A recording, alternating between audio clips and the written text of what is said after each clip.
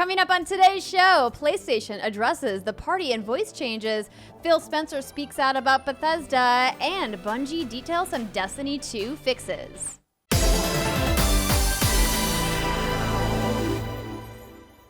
What's good, everybody, and welcome to another episode of the What's Good Games podcast, live at twitch.tv/whatsgoodgames, your source for video game news, commentary, analysis, and funny stuff every Monday at 11 a.m. Pacific time. I'm Andrea Renee, joined by Miss Brittany Brombacher. Hello. And special guest Chelsea Blasko is here. Hello. What's good, Chelsea? It's just Monday. I'm just really excited to be here and chat with you guys. Well, we are excited that you are here as well. For everybody who doesn't know, Chelsea is the co-CEO of Iron Galaxy Studios. You may know some of their more popular titles like Dive Kick. I always bring up Dive Kick, mostly just I love Dive Kick. I love it. I'm waiting for Dive Kick too. What's happening, Chelsea? Where is it? It's possible. Anything's possible. I just keep trying to get one of the 2-button controllers out of storage and sent to my house. And so, Ken, if you're listening, I'm still waiting for that. Please, send me one. I thought that there was only like a very small amount of those custom controllers made because it was actually the first time I had ever met the founder of the studio, Dave Lang, who was at a PlayStation Judges Week press event showcasing Dive Kick right when the PS4 was about to be released. That's how long ago that was. And he was like, this is a custom fight stick. And I was like, so there's just 2 buttons? And he was like, yeah. And I was like, okay. You can get out so much aggression, though, just slapping. I did a lot of the demos at E3. And so just slapping that all day, by the end of the day, your hands hurt. But you felt great because you were like, I got my guinea pigs to play it. I loved the 2-button controller experience. Wait, did you say you had your guinea pigs play it? My guinea pigs played it. Yep. They could do it. They could play it on the Vita. Very guinea pig friendly. Like the furry animal guinea pigs. Yeah. I brought them on our stream once. You just mentioned that so nonchalantly. I was like, hold on, let's take a step back here. Okay, that's fucking incredible. That's a first. That's amazing. I feel like I have to go search for that stream footage now to watch the guinea pigs play. And for people who are confused, Dive Kick was a 2D fighting game where you literally could dive and you could kick, and that was all you could do in the game. Thus, the specialty 2-button fight stick. That's all you need. Yeah, exactly. One hit, you're killed. Boom. Done. Exactly. Well, the game, though, moves, Sorry to interrupt you there. The challenges of doing interviews over the internet.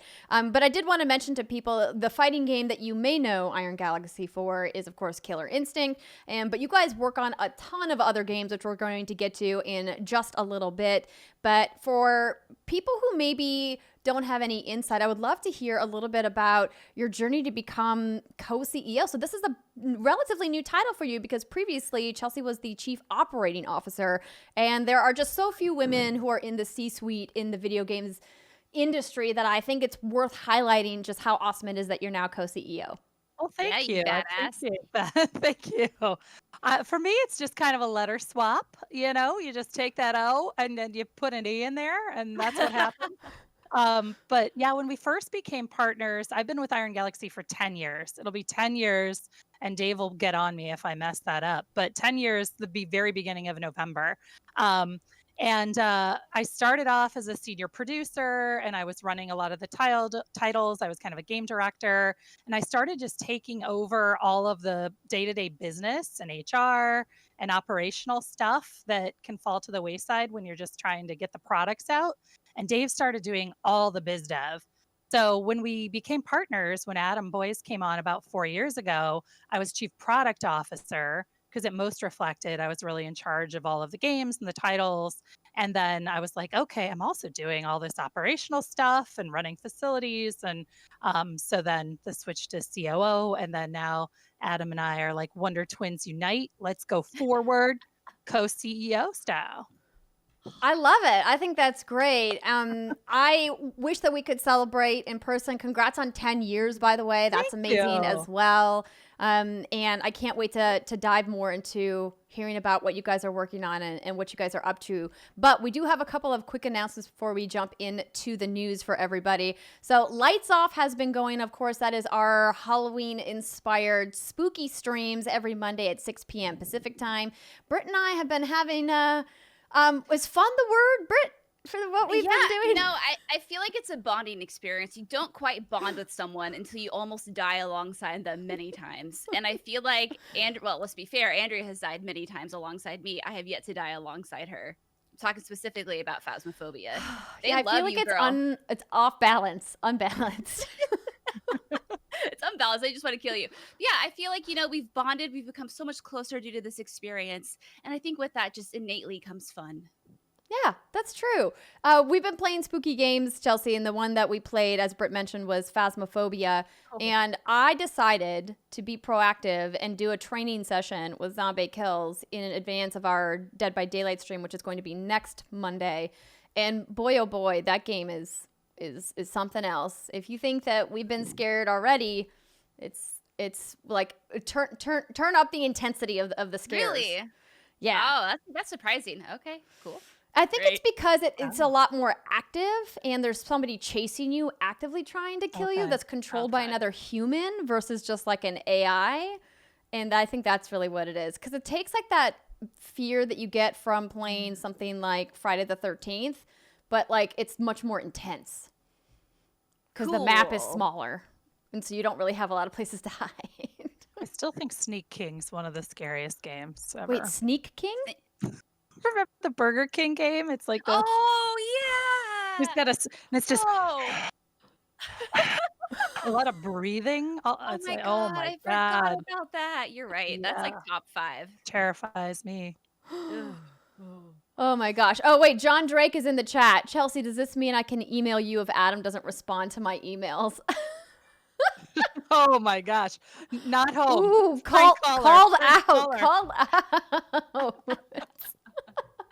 We're just gonna let that one lie. Brittany, this Friday is kind of a momentous occasion for us here at What's Good Games. It's episode 200. 200. How? I don't know, but time is the thing that keeps coming along, and with that, more podcast episodes. So apparently, we're up to episode 200. We haven't talked too much about what we're going to be doing yet, but stay tuned. It'll be a celebration. Steimer will probably be eating candy corn. Yeah, it's going to be fun. I'm very excited. Sometimes I look back at all of our archives and I'm like, oh yeah, I've got terabytes worth of episodes. Oh my God. All of these things. But we're super excited about it, and thank everybody for supporting us since we launched back in May of 2017. Getting to episode 200 has been a journey, and we've loved it, and it's been super fun. So we're going to be, going over some memories and doing some fun stuff. So it should be good. And then this Saturday, we are going to be doing our Patreon exclusive streams, which will be happening time TBD. We haven't quite nailed down the time. So keep an eye on our Twitter account and, of course, the Patreon page for those. But did we convince Steimer to play something scary for that? Yeah. You baited her with an ice cream cake, and we could play Phasmophobia. Yes. Now I just need to buy the cake. Yeah. Get the cake. We'll be playing Phasmophobia. This might be your only opportunity to watch Steimer play a scary game, other than like Lights Off that happened a couple years ago. I did get her to commit to playing Dead by Daylight with us. Oh, really? Mm-hmm. Okay. You worked your magic. Well done. That's right. It helps that game is crossplay. Well, great. That'll be a pants shitting good time. That's definitely a way to describe it.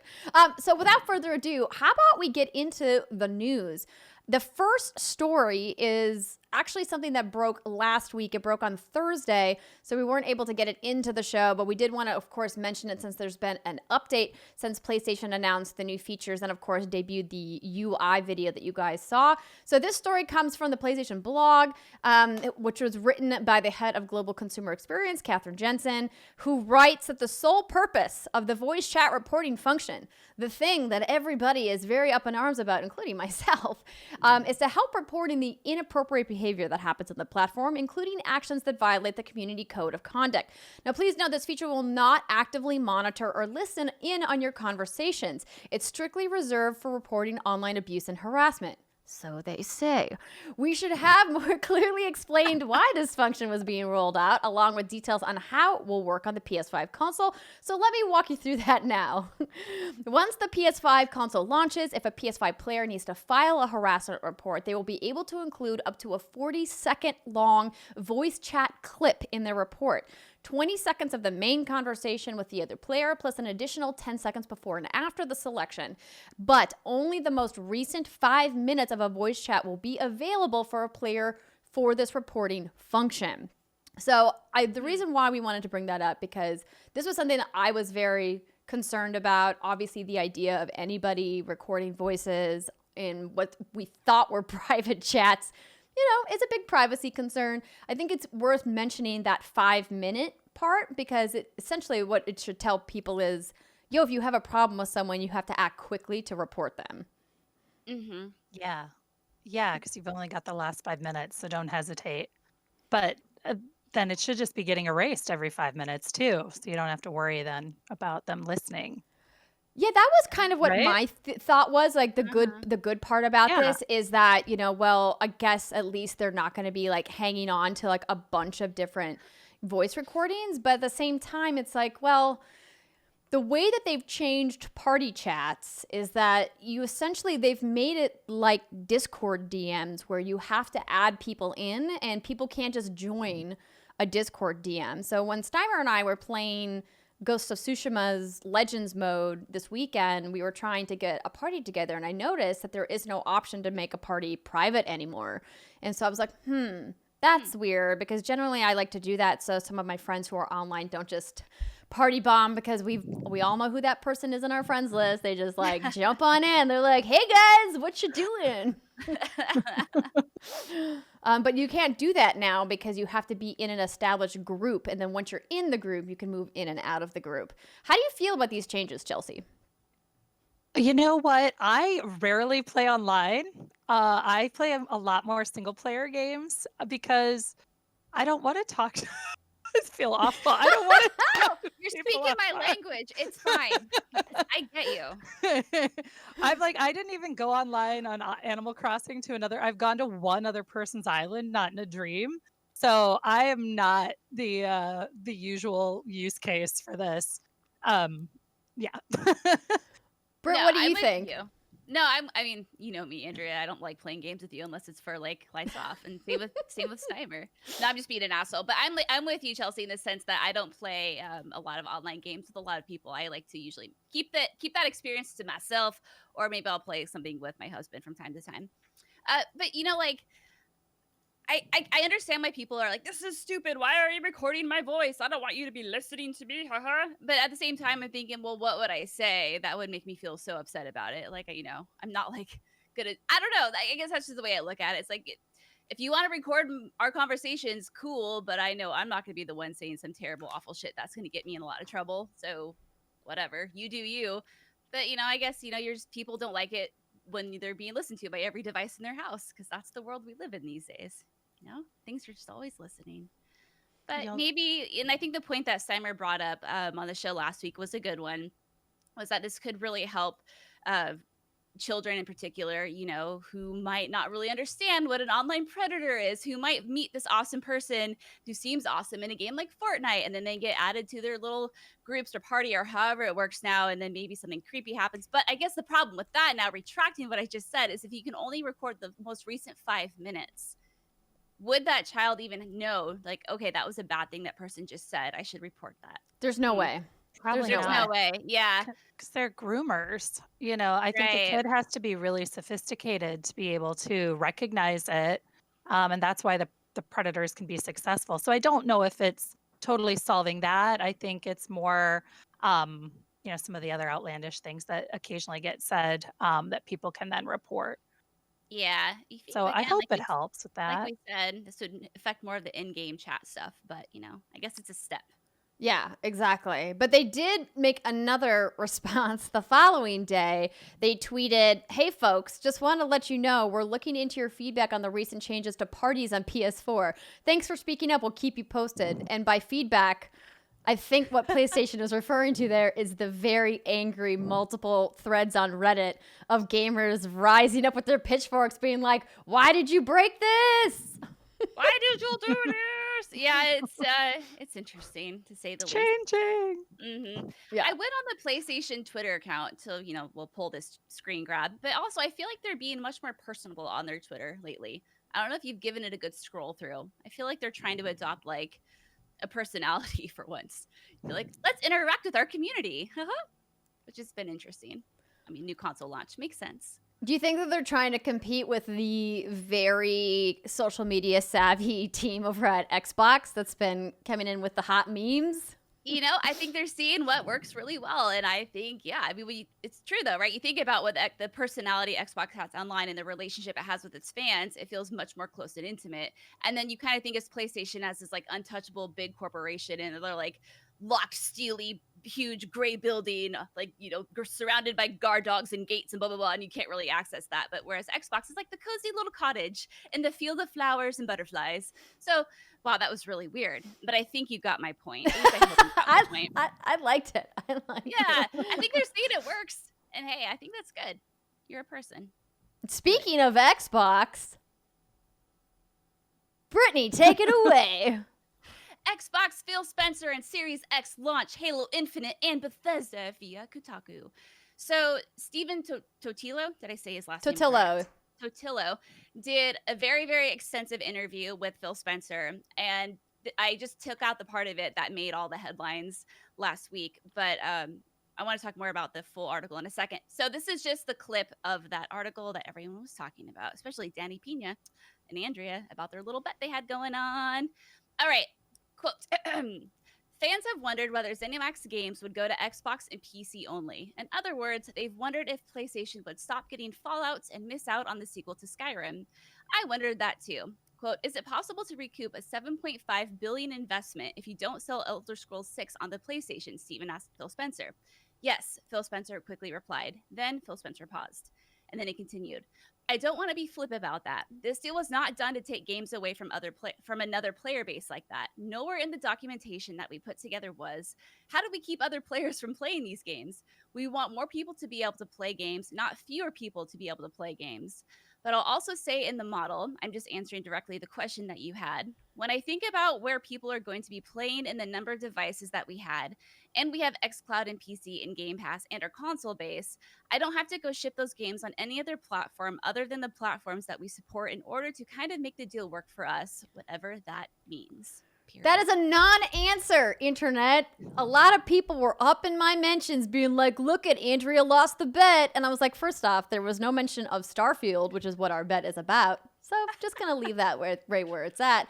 But also, he very clearly says, we want more people to be able to play games, not fewer people to be able to go play games. Mm-hmm. I mean, we're never going to know until these games are close to launch, and then we're going to get the deets, and then that's it. Until then, it's just going to be a whole bunch of speculation. Chelsea, what do you think about this? Yeah, I have no idea either. I have no idea what they're going to do, how they launch the games, but I really hope that, all the players who want to get to enjoy the titles when they come out. I agree that, there's not a lot of specifics in the answer, so who knows? I would love to hear from you, Chelsea, as somebody who's been part of a studio that did make exclusive titles for platforms and obviously has also made multi-platform games as well. Do you guys as a studio kind of lean one way or another, or do you just kind of go where the client wants you to go? It's more going where the client wants us to go and where we think it can be the best experience.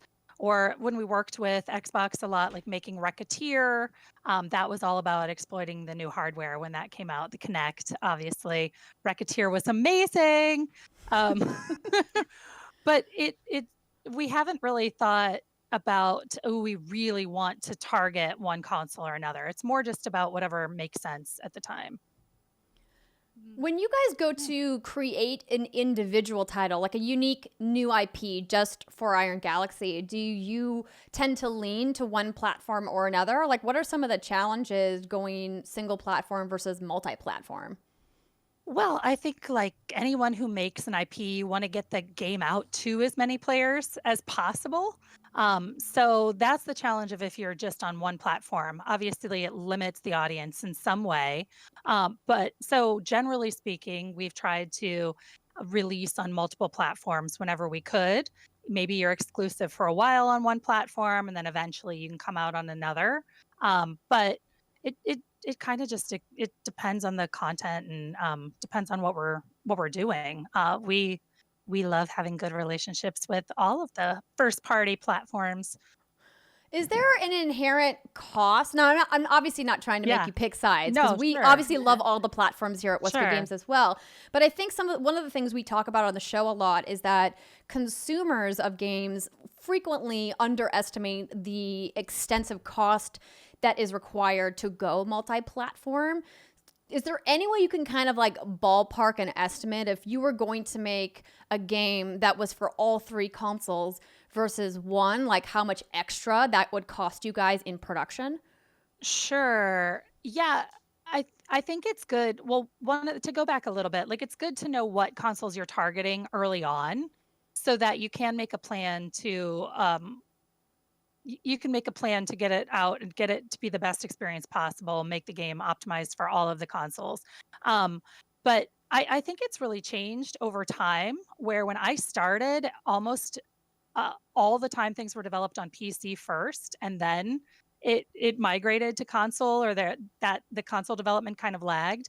And I see it done every direction now. So really, you just have to have kind of what is your strategy, what are you trying to get, what consoles are you targeting, and then each one. I mean, it really depends on where you start. It really depends what console you start with, because sometimes you're either optimizing or you're trying to up-res your assets. And then if you throw mobile in there, that's obviously another good chunk of months to work on, to make sure that you have all your content optimized and change your UI over, make sure you really optimize the player experience, controls, and everything. So yeah, it's just when the controls change, when you have to adjust for the UI, when you have to adjust for optimization and what the hardware can handle, you have to take all those things into consideration, and they all take some time and have some trade-offs that you have to make. So would you say it's like 3 times, or is it like, does it just like double for every platform you add, or is that Not quite double, not quite double. y- I would say, if you start off making something for PlayStation and Xbox, and then you bring it over to Switch, that can be about a third more time, because you really are touching all of the assets and thinking about how to really use the Switch as a different type of device that you can either sit and play, or you can use it undocked, and you think about how to optimize for controls and things. So maybe a third more time. No, it's not like each one is an additional full dev cycle, but it also depends on how much advantage of the different features that are particular to any of the consoles that you want to take advantage of. Sometimes you may just decide you want it to be the same experience everywhere. That can have its own challenges. Sometimes you just really want to make sure that you're adding new features, new content that are specific to the consoles. So it really just depends on what are your goals with your product. fascinating? Yeah, I would love to right? see like the line item cost specifically to use like the light bar or like the touchpad. Yeah, it is kind of crazy. And then it also depends on if you're developing something from scratch, or if you're bringing an existing title, and then what was that existing title? What was it coded in before? What engine was it in before? How does that translate? How are the specs similar or different to whatever the generation is now? So can you take advantage of that, or is it a bigger challenge? I mean, there are a lot of variables. We have a lot of spreadsheets and a lot of planning that goes into this. But yeah, So are you Thank you for confirming that. that game dev is hard? Can game you dev. confirm this long rumor? I've been doing this for 15 years, and yeah, it is hard. It is hard. I think even some people in game dev think that there's like an art button. You just hit it and like suddenly all the art is optimized and all your LODs spit out and it's beautiful. You never have to touch it again. And that's just not true. Just not true. People do a lot of work on these titles. How do games even get made?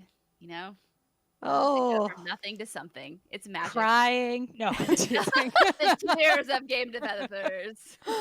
Oh my goodness. Fascinating. I do want to give 2 chat shout outs. I see one AM Boys saying Chelsea's my favorite co-CEO ever. Hi, Adam.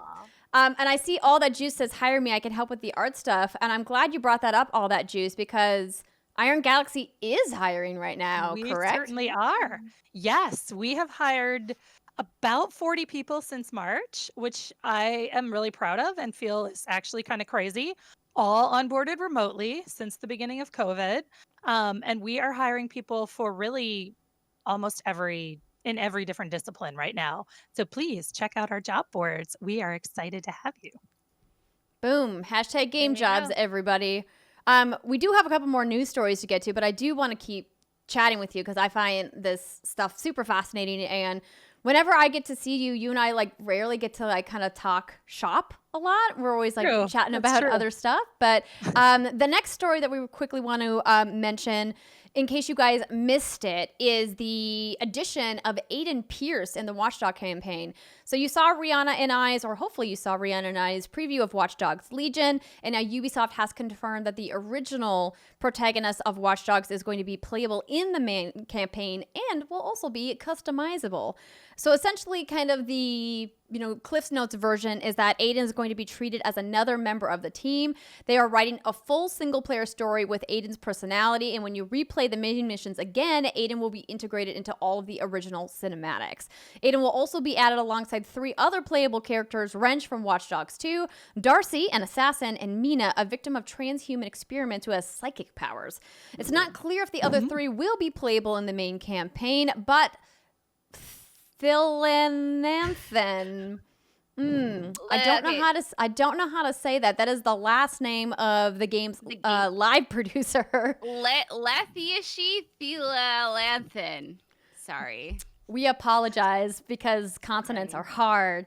But essentially said that all of them will be playable in both single player and online modes. So if you guys are interested in that, you can find out more details over on Ubisoft's website. And then, Brittany, there was a Destiny news. I had to throw it in here because it's been so long since we've talked about Destiny. Chelsea, I don't know if you know, Andrea has this love-hate relationship with Destiny. One moment she loves it, the next moment she...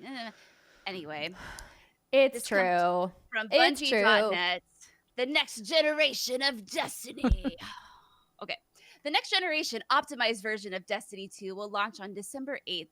While things like faster load times and cross-generation play will be available on November 10th, we're taking some more time on the following enhancements to ensure a smooth experience when playing Destiny 2 on your new devices. And then there's a chart of what optimizations come with the Xbox Series X, the PlayStation 5, and the Xbox Series S. But they had some other notes in there as well. We are offering field of view customization on consoles for the first time. Our goal is to enable an FOV range similar to that on PC. We're currently testing these settings to ensure smooth performance across each platform, and we'll have additional details closer to launch. There will also be noticeable improvements to things like loading the game and inspecting character inventory, Andrea's favorite thing in the world. However, some load times are dependent on networking and matchmaking, so loading activities still takes time when you search for opponents. And for cross-generation play, Xbox Series X and S players can play with Xbox One players. PlayStation 5 players can play with PlayStation 4 players. Andrea, what does this do for you, if anything?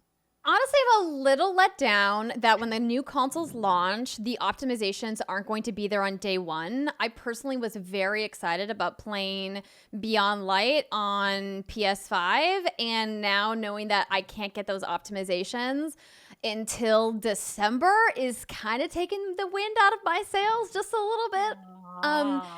But here's the thing. I think a lot of longtime Destiny players like myself are really just looking for the optimized loading, because right now when I boot up Destiny 2 on my PlayStation 4, it feels like it takes forever for that game to load in. And so that's going to be great.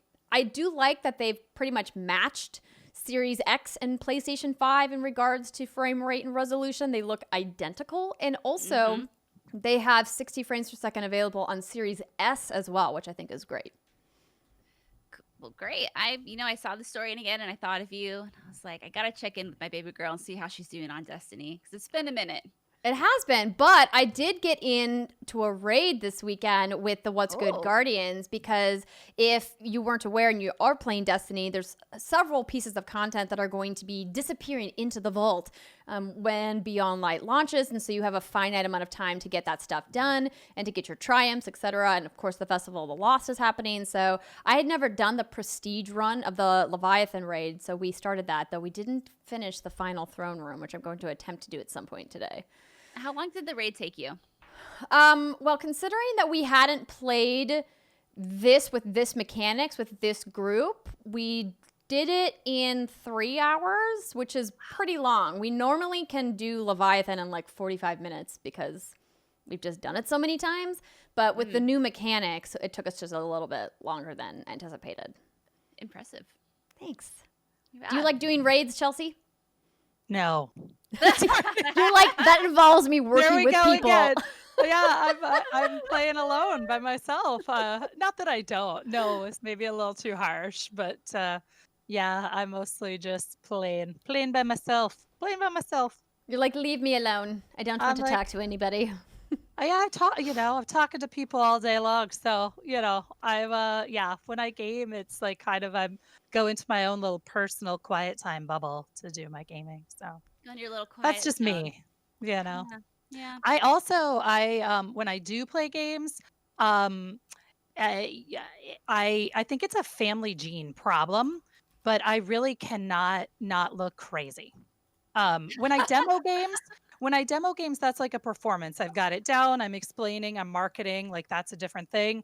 But if I'm playing games, I'm like, and my mother did the same thing playing Pac-Man with just a joystick and a one button. She was like jumping around the house.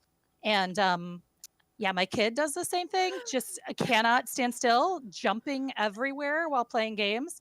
Devil May Cry, just like all over the house. So we have a problem where we cannot not make crazy faces and jump everywhere. I love it though. Oh, that's so. That reminds me of my dad. Whenever he plays first-person shooters, he finds himself standing up, and if he's like trying to walk, he'll like be walking sideways with the controller, like as he's trying to peer around the corner, and he like does the thing where he looks around and he'll like crouch. It's the cutest thing ever. So I'm sure you put on a performance. Have you considered streaming your performance while? It would either people would either love it or they would be terrified. Frankly, I think they would love it. I think people like gamers with personality. I'm into it. Screaming. Do they like screaming? Well, it depends on the game. Yes, very true. People love and they derive a lot of pleasure from you being scared shitless. Yeah, I'm talking. Can I scream during like Marvel Lego? Or Sure, why not? Yeah, you do you. I might. I just scream during Defender. I'm gonna just do it. It's what I do. Love it. Good. A game that I maybe would scream in if it actually was happening. Segue would be the Mass Effect Legendary Edition. So this is the funny thing is that this is now the running joke is that this game is like the worst kept secret. So Gamatsu has a story out of Korea that the Game Rating and Administration Committee has rated the Mass Effect Legendary Edition, but of course it's all in Korean, so if you know how to read Korean, you could maybe give us some more details, but this is just yet another potential confirmation that maybe this thing actually exists. Who could say?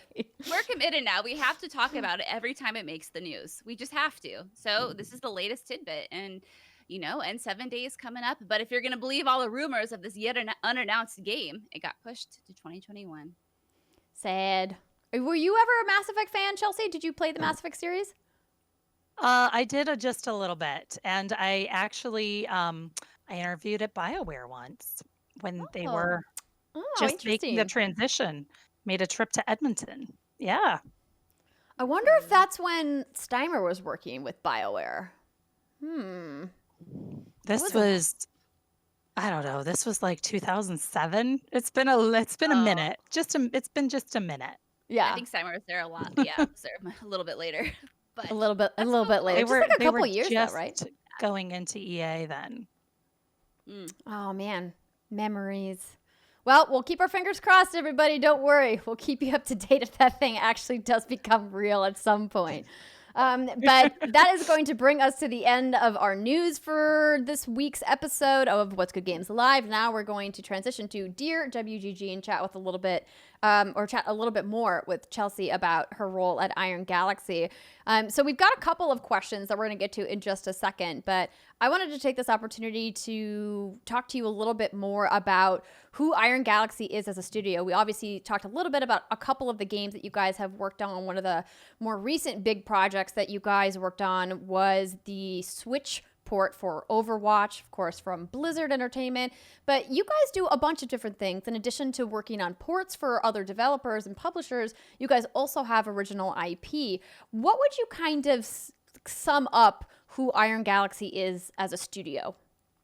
So we are an independent developer and we work with basically almost everyone in the industry. We've partnered at this point with almost everyone in the industry to help them bring their games to market, whether that's through ports or remasters or helping co-dev a project. That's part of what the business that we do, as well as doing some of our own IP like Dive Kick and working on Racketeer. And then we have some other things that we're always cooking on in the background as far as our own IP. So our main goal is to diversify our portfolio and to work on just all kinds of things all the time. And I had never been at a studio like that before I came to Iron Galaxy. It was always like the one AAA project and let's go. And so at Iron Galaxy, I think even when we were 13 people when I first started, we still had 3 projects going. And now we have anywhere from like 8 to 15 projects at any time of different sizes. But I love that. I love it because we get to learn. We get to work with just these really amazing partners and learn from them, learn how they develop, learn what their processes are, learn, all kinds. Yeah, we're constantly learning. So that's what keeps me excited every day. Do you have any favorite projects? Obviously, your games are like your children, but any particular games that you guys have worked on that you were like, that was actually like a really cool thing that we did that you have memories of? Yeah, one of the first, I would say, bigger engagements that we had when I first came on was doing the Street Fighter 3 Online Edition. And so I just have great memories of that because I was really embedded in the team. And I actually even helped do a little coding and I created some DLC that everyone hated. That was some special colorways. Oh no, what? I Why? think it Why'd was they voted hate like it? most hated. It was non-canonical. Oh my, oh wow. I think was maybe one of the problems. And we had done, with all respect to the franchise, we had done a lot of effort in making sure that we really adhered to the original vision of the game, right? We added achievements and things that were new, daily challenges, and that was actually kind of new back then. But yeah, my like pink geese and things were not as well received. But what was also really fun was we just always played in the office. We had an arcade cabinet, and so we constantly had a leaderboard going, and everyone played. And so that was just a super fun time. And then I love Dive Kick too, because it was the first game that was ours completely. And we again had to learn so much. We had to publish the game on our own.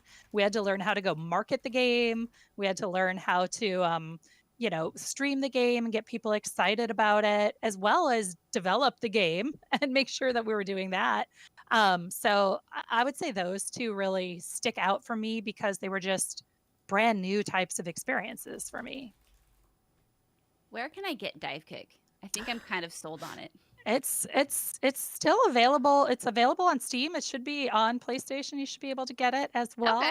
Yeah, I'm gonna try to pull up a Still Dive there. Kick trailer because I want wanna other see people to this. be able to experience this as well. So give me just 1 second to get this So Dive going. Kick, Yeah, if I remember, play. this is the fighting game. All you can do is you can just jump and kick or dive and kick. That's Dive it. and kick. Yes. Diving. Okay, Yes. here we go. Here we go.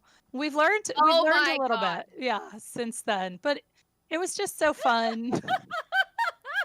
This fighting game, like for real. I'm just a button masher, but even for this, I wouldn't have to resort to button mashing. I can handle 2 buttons.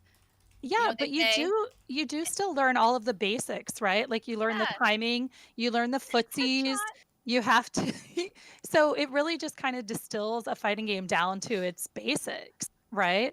And so then doing dive kick really, I think, kind of segued into us getting Killer Instinct and being able to work on that franchise and take it over from Double Helix and work on seasons 2 and 3. And that was a really awesome experience too, because it was the biggest creative project at that time that we had worked on. So all of these kind of, I think it's the stepping stone games are really exciting for me because it just all just builds the credibility and builds the rapport. And yeah, that's just fun. I think that that's really cool that you guys have such a diverse set of games that you've worked on as a studio. And if you guys want to learn about all of the games that Iron Galaxy has worked on, not only individual IP from their studio, but also all of the ports, you know, of course, see that full list at the Iron Galaxy website. I did drop the irongalaxystudios.com/careers link because I saw some people asking about the hiring that you guys are doing. They do have a second office in Orlando. So the Chicago office was the first, right? Yeah, that's correct. The original office was in Dave Lang's basement. He started it down there, and pretty soon, maybe it was about 8 months into it, he started asking some people that he'd worked with before, like, "Hey, I think this business is kind of going somewhere. Do you want to come over?" Mostly from Midway. Midway was kind of not having their best time at that point in history. And so Dave was able to convince some of the people he'd worked with at Midway to come over. And then when I started, I was the second non-programmer. We just hired an artist about a month before I started. And then I was the group of the first people Dave had never met before. So these were just regular interviews. We hadn't worked together. And then there I came over. I'd just been laid off from another studio in Chicago. So we had the Chicago studio. We've now done, gosh, how many moves? 1, 2, 3, 5 moves in Chicago, I think. I'm hoping I'm counting that right. And then Orlando, we opened 6 or 7 years ago. And we've done a couple moves down there as well. But obviously, during COVID times, we're all remote. We've all been remote since March, and we're actually going to be pretty much fully remote until the middle of next year, just about. We've decided just to make sure that we're keeping everyone as safe as we possibly can for our staff and listening to their concerns. It's got to be such a bummer because you guys just moved into this beautiful space that I had the opportunity to see last summer in Chicago, and having to now adjust to working remotely. I can't even imagine the stresses. So I would love to kind of hear from you as somebody who's been with the team for so long. Like, what are some of the challenges that you guys have faced in trying to adapt to this new normal that we're in? Yeah, I haven't even seen the brand new Chicago office since it was studs, because we moved. We were on the 10th floor there, and we moved floors. So that's pretty exciting. We did some virtual tours. But I think with the 2 offices, we already had some practices in place for, we had Instant Messenger that we were using. We were used to doing meetings across the studios because we really do co-develop almost everything. If we have a really small team, like maybe 3 people on something, we try to co-locate them. But otherwise, we're always working together, Chicago and Florida. But what I did realize with then going home, one, you really have to get on your game with logistics, because now you're shipping things to 170 places, and you got to make sure everyone's, what happens if something goes wrong with the dev kit? Well, you've got to troubleshoot that remotely now. You've got to ship that back. You've got to have a lot more logistics than you ever did before. And I think I had to admit to myself that while I thought we had been doing a really good job integrating the 2 studios and really fostering an Iron Galaxy culture with Chicago and Orlando, there was just a lot more that we could be doing. So we started off by just taking a lot of the in-person stuff online, like these morning questions of the day, where we would have them on whiteboards in the kitchen, each office. Now we just share them online. And pretty much the chat goes all day long, and you don't just have to fill up the whiteboard and then not have any more space on there.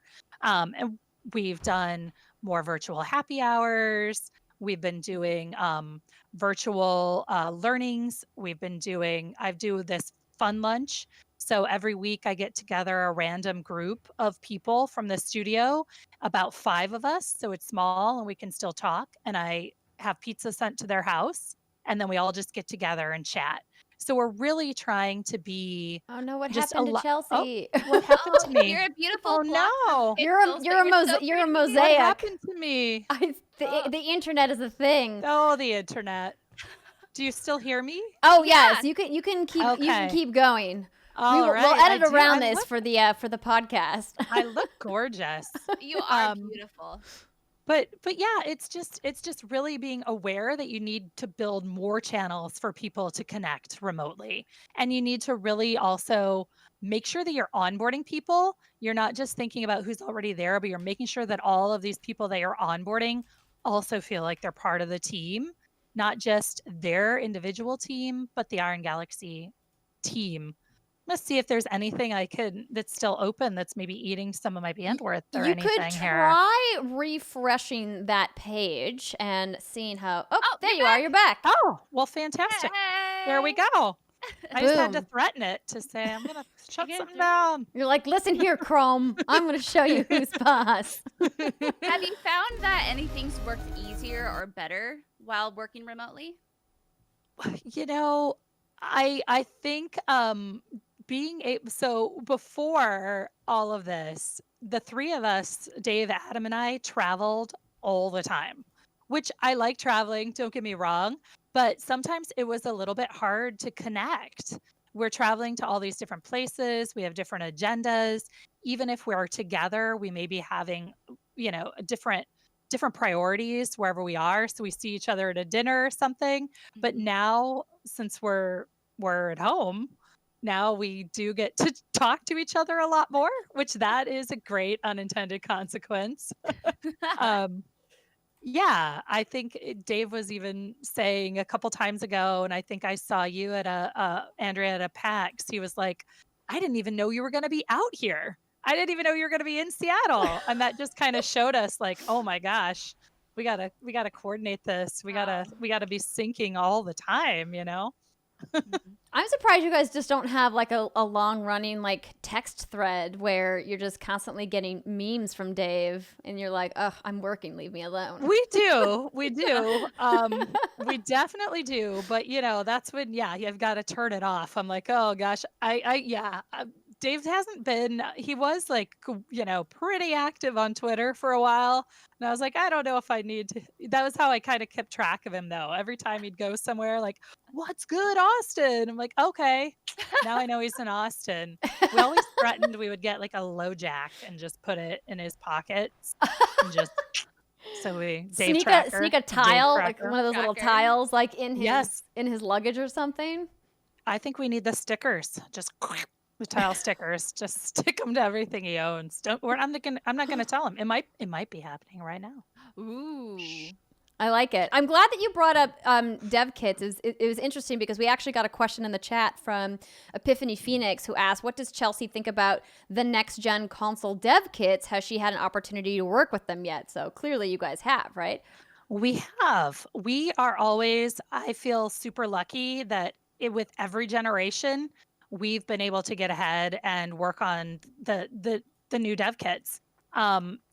The last time around, it was pretty exciting because not only did we had to have a separate room, right? A separate locked, secure room for the dev kits, as well as like a little cardboard box that went over the dev kit so that even people who were in that room, like you couldn't see what it looked like. So I think things are still, really secure, but it's not quite that hyper security that there was in this last gen. So, I'm just super excited to be able to get our hands on all the consoles and just get ahead of the game there.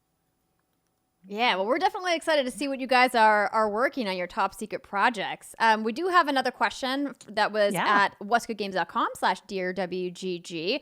Andrew writes in and says, "Hey ladies, what do you think of the fact that there are some devs that have yet to make a game with a female lead? When it comes to games that have a choice of which gender to play, that the male counterpart gets more of the advertising. What can we as consumers do to change this mentality? Because for me, having a daughter who I got into gaming, would like to see by the time she gets older and can play more mature games, would love to have her have many choices in games with female leads. Thanks for all that you do." So as a head of a studio, is there stuff that you guys have or conversations that you have about the role that gender plays in protagonists in your games? Yes. Yeah, for sure. I mean, I think it all starts with having more diverse people on your teams and not just having them there, but actually listening to the opinions and perspectives and really fostering that and having people who can lead meetings to make sure that all those perspectives are heard. We have a D&I committee as well. And so for any of our own IP that we're working on, we get their opinions on things. We get their opinions on art style, on dialogue, on the game in general to see how they're feeling and if they can flag anything, and get their perspective. So I think that's what is really important is you just have to have diverse teams and actually make sure that you're lifting those voices up, because then it just becomes normal that we're not talking about what gender the protagonist is anymore. It's just a protagonist, right? And that's where I want to be. And as consumers, which is what Andrew asks, what advice would you give to him? If he wants to try to support more female leads, is it as simple as just purchasing the games that have female leads? Is it as simple as getting on Twitter and tweeting out to the big wigs and be like, "Hey, more women, Sure. please"? Yeah, I think it's both. I think definitely buy games that have female protagonists if that's something you're interested in seeing. I mean, just like cinema, right? They made Bridesmaids thinking, well, people won't really watch an all-female comedy, raunchy comedy like this. And then when they did and it blew up, then they're willing to spend more money and take more chances on those type of movies and that type of content. So it's the same in games. If that game sells, then they're going to be willing to put some more money into games that have similar characters that take similar chances. Somebody's got to do it first and really kind of push for it and push those initiatives, right? But when the consumers show that they are embracing it, that makes a difference. And that keeps the money coming for products like that. So yes, please support the games that you want to see more of out there. I mean, that's definitely the best advice. I think sometimes when we look at content creation, whether it's making a video game or doing what we do here, making videos on a podcast, we sometimes run into these walls where we're struggling to grow because there's so much competition in this space. And just being supportive financially isn't always enough, which is why I think it speaks to the earlier point you made, Chelsea, about leading by example and saying we need to put more of these voices in these roles, because diversity doesn't just happen. You have to actively seek those voices and make sure that, as you said, that they're uplifted and that you listen to them. You can't just hire a bunch of diverse voices but then not give them any power. It's like, cool, you just, you checked a box and then you didn't listen to what they had to say. And I think we've seen a couple other major publishers kind of stumble at this in the last couple of years, saying, well, look, we have all these people on our team. And it's like, yeah, but you didn't put them into leadership roles. And I think it's great that you guys at Iron Galaxy are looking at that. Is there some initiatives that you guys are working on specifically in regards to diversity and inclusion at the studio? Yeah, we started the D&I group earlier. It was either earlier this year or late last year. I honestly can't remember with how time is now.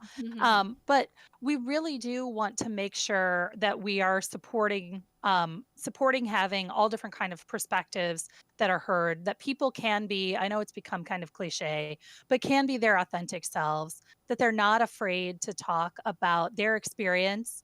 And that when we see that maybe someone isn't getting the chance to talk about their experience, that someone helps them do that, that someone has the capacity to say, hey, it looks like you were trying to say something about this topic.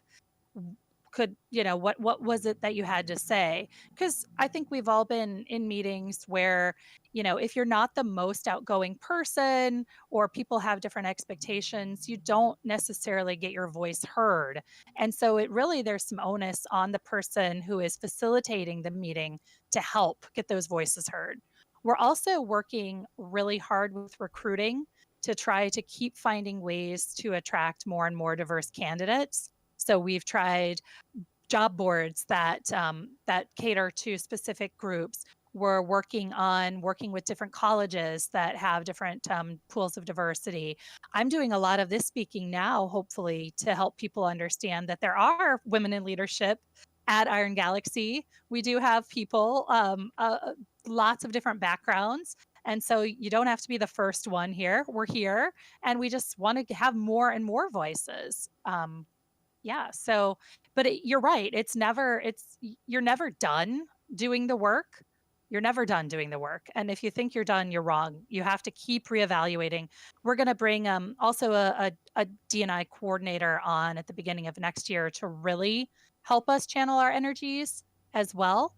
We've been kind of rebuilding our HR department or fleshing out our HR department. And that's one of the areas that we will really want to focus on. I think that's awesome. Yeah. Like snaps to you, Chelsea, and the work you're doing at Iron Galaxy. Well, we're getting to the end of our time. So, Britt, do you have any final questions for Chelsea? Not so much questions. It's kind of like whenever we have these awesome kick-ass women on the show, Andrea does the interview, and I just kind of stand back and I gawk, and I'm like, you're such a fucking badass. I think about when Jennifer Hale was on here last. I was like, just preach the good word. Now for you, Chelsea, I'm just like, preach the good word, baby. Just really do appreciate all that you're doing, because I think it's rare that, we get to talk to female CEOs in this industry, and the fact that you're here and you're so striving for what I think we all know the industry needs, it's just very well appreciated. Thank you. Yeah. I appreciate that a lot. Absolutely. We love Chelsea. And if you guys want to hear more from Chelsea, you can follow her on the internet. Chelsea, where can people find out about what you're up to and what Iron Galaxy is up to? You can find me on Twitter at Jesus Hot Wheels. Love it. Yeah, thank you. And you can follow Iron Galaxy now at Iron Galaxy. That's putting your Twitter in the chat. I'm so glad that you guys changed that, because the old Twitter handle was confusing, and then I went to go re-tag you this morning, and then I was like, did they actually change it to Iron Galaxy? This is great. We did. We updated. We are, continuous improvement is one of our values. Let's go. I love it. I love it. Well, thank you so much for being on the show with us today. Again, we will put the links that Chelsea mentioned in the show notes for you guys if you want to check out not only her social media, but also check out the Iron Galaxy website. I know a couple of you in the chat had mentioned being interested in looking at what job openings there are, because they do have 2 studios. And I think that's going to do it for our show for today. We will be back later tonight for Lights Off, and of course for episode 200 later in the week. But Chelsea, thank you so much again. And I hope that you enjoy the rest of your day. Bye, everybody. Thank you.